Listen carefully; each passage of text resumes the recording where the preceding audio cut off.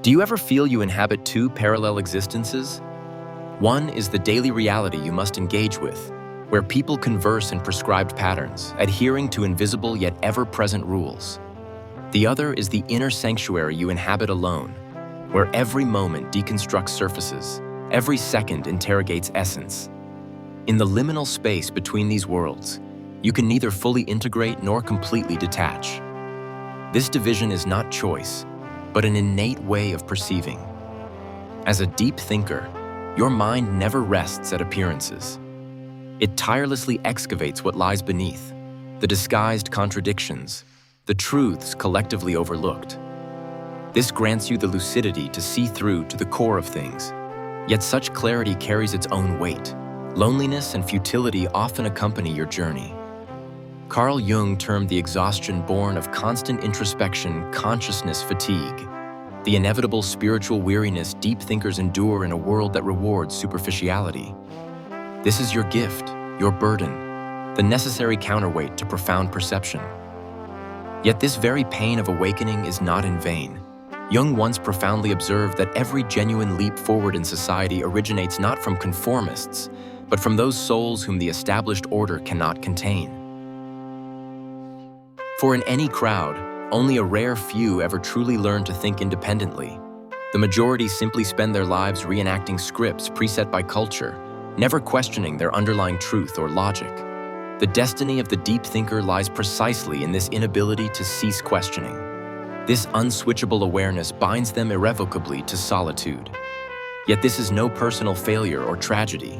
It is the necessary price for the evolution of consciousness. The alienation and growing pains you experience are, in essence, the living theater where human consciousness, at the micro-individual level, struggles to break free from the shackles of the collective unconscious. Just as the first ancestor to walk upright inevitably experienced imbalance, the first pioneer to leave the ground inevitably faced terror, so must every forerunner of awakening traverse this spiritual abyss, walking a path where none can follow. They carry a hidden evolutionary mission. When an entire cultural system tacitly evades a core truth, be it ecological crisis, the void of death, or the absurdity of existence, it falls to these uniquely sensitive individuals to serve as the collective's nerve endings, to be the first to touch those repressed and denied shadows. Thus, the pain you feel is often not your own wound alone, but the weight of truths yet unspoken, borne by you on behalf of the entire system. Thus, deep thinkers become the bearers of collective shadows. Like canaries in a coal mine, they serve as an early warning system with their heightened sensitivity. Their discomfort, pain, and sense of not fitting in are themselves clear signals, pointing directly to the hidden problems and underlying crises within the cultural system. Their purpose isn't self-torture, but to awaken a system that refuses to see the truth. So where does this heavy gift ultimately lead deep thinkers? Let us turn back the clock to the winter of 1913, when Jung's close friend Dr. Heinrich Weber quietly retreated from academic circles for 18 months. While colleagues whispered about his mental crisis, only Jung understood this wasn't a breakdown, but a deep dive into consciousness. In necessary solitude, Weber completed transformations that would have been impossible behind the mask of academia. When he returned with groundbreaking insights, the entire field was astonished, giving birth to what we now know as Weber's Law. This experience perfectly illustrates Jung's profound insight about conscious withdrawal.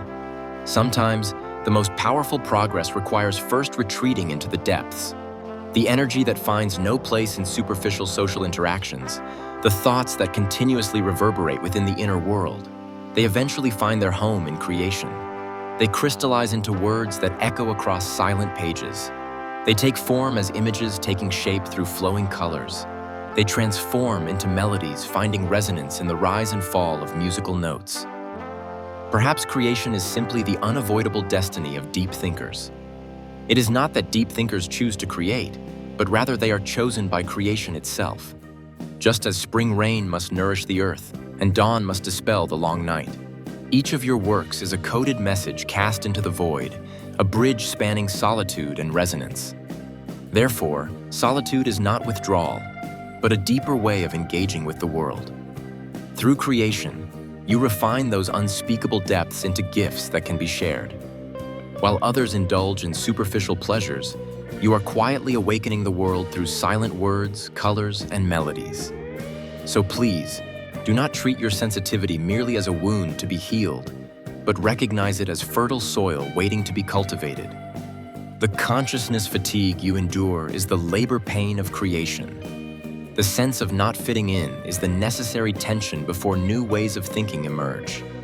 Those who reshaped our understanding of the world, Nietzsche, Kafka, Van Gogh, Turing, all stood as witnesses to profound suffering, and all became alchemists who forged that pain into enduring beauty.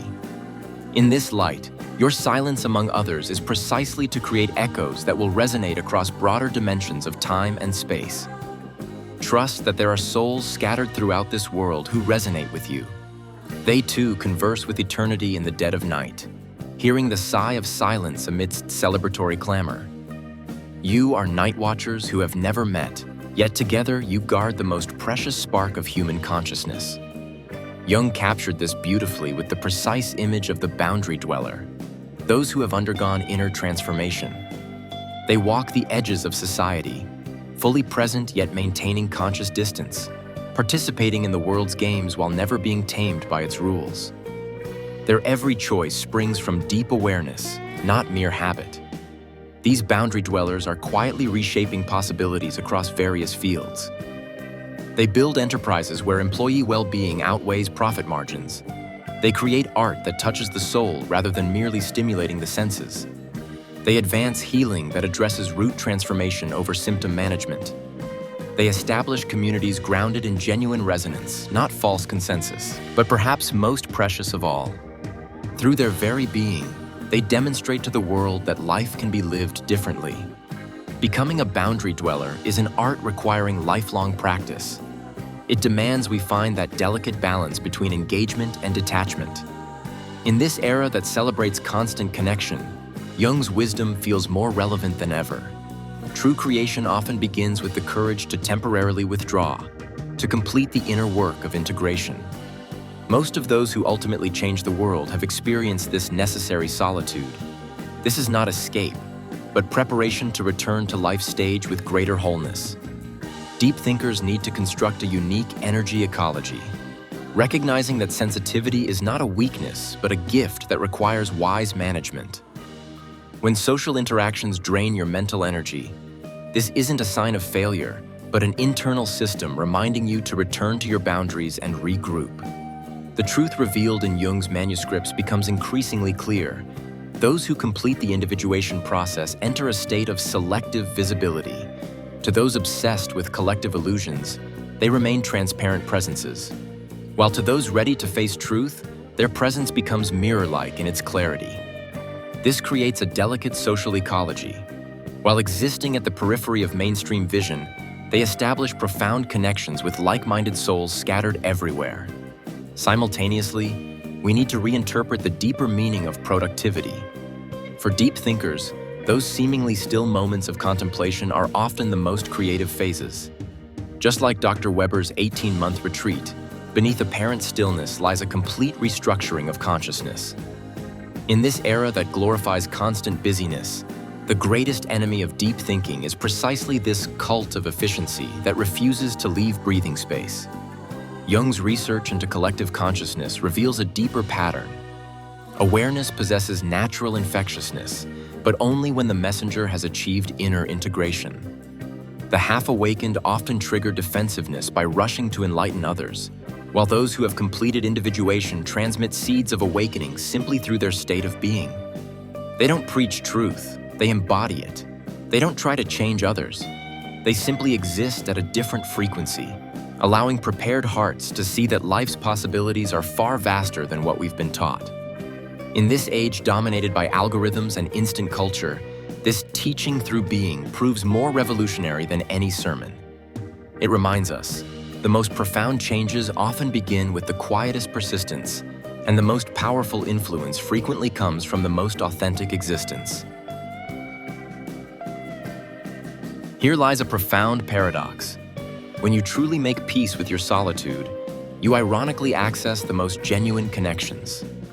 Jung's clinical observations revealed that those who complete the individuation process naturally develop a kind of psychic gravity, attracting souls ready to face truth.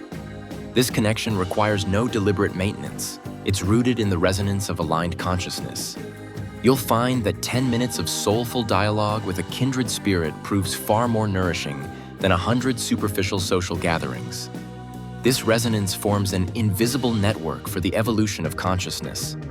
Deep thinkers scattered across the globe may appear as isolated islands, yet remain intimately connected in the depths of thought. When enough individuals undergo conscious awakening, the collective consciousness reaches its tipping point. Throughout history, all major cognitive breakthroughs originated with thinkers on the fringe. Copernicus observing the stars, Darwin tracing lineages, Freud exploring the unconscious. Each was misunderstood in their time for seeing too far ahead, yet it was precisely these untimely insights that expanded the boundaries of human understanding. In our current era of information overload and wisdom scarcity, the presence of deep thinkers is no longer a luxury, but a necessity for survival. While the masses drift in algorithm-woven information cocoons, we need those who remain clear-eyed, discerning the undercurrents beneath the surface. The path to transforming this gift into life force is clearly marked. First, establish a system of consciousness training. Just as athletes strengthen their muscles, deep thinkers need to systematically cultivate mental capacity. Create inner space through regular solitude. Settle the mind through meditation. Connect with the subconscious by recording dreams, and expand cognitive boundaries through active imagination. Second, seek mirror souls. There's no need to strive for mainstream understanding, but actively seek those kindred spirits who can reflect your true self. They may not be nearby, but they are surely somewhere in the world, waiting to be found. Third, trust your inner timing. The growth trajectory of deep thinkers often diverges from society's clock. You require a longer gestation period, but once you blossom, your impact will be far more profound. Ultimately, become consciousness pioneers of this era. Your depth is not a curse, but a mission entrusted by our times.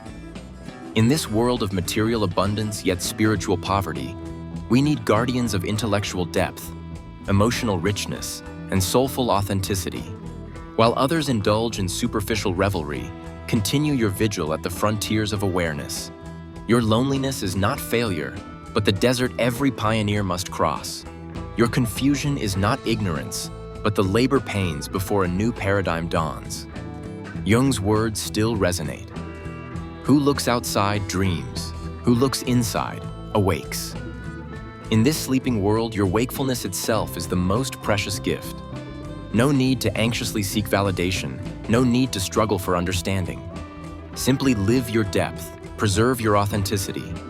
Because every genuine leap forward in our world has never been driven by majority consensus, but always initiated by those courageous individuals who dare to uphold truth in solitude.